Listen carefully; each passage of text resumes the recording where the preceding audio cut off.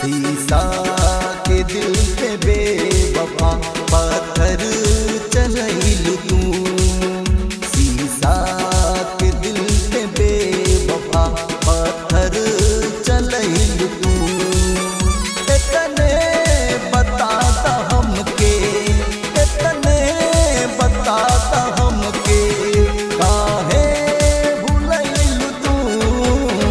शीशा के दिल पे बेवफा पत्थर चलैलू तू। शीशा के दिल पे बेवफा पत्थर चलैलू तू।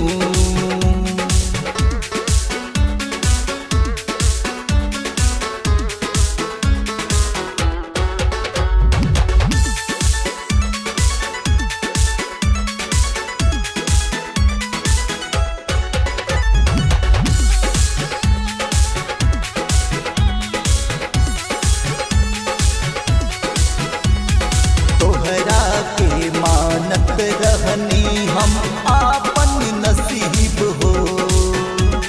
छोड़लू साथ हमरा अब तक जानी गरीब हो। हुस्न का जादू देखकर ईमान दे दिया, पहलू में अपने कातिल का अरमान दे दिया। क्या समझेगी तू, अरे क्या समझेगी तू मेरे मोहब्बत की हकीकत।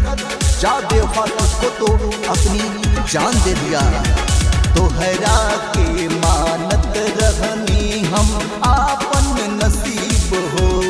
छोड़लू साथ हमरा अब तक जानी गरीब हो।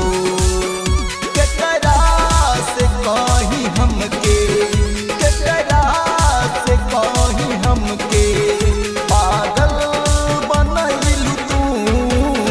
शीशा के दिल पे बेवफा पत्थर चलैलू तू। शीशा के दिल पे बेवफा पत्थर चलैलू तू।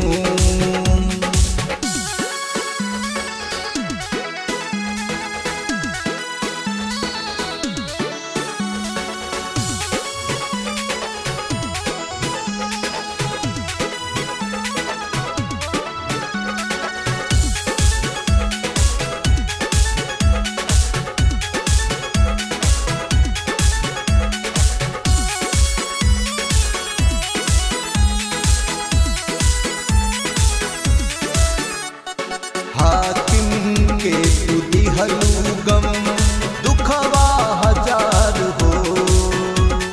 तोहरा बात के से कर पई है न प्यार हो। तुझने ही सिखाया है मुझे एतबार करना, बेदर्द जमाना है आंखें चार मत करना।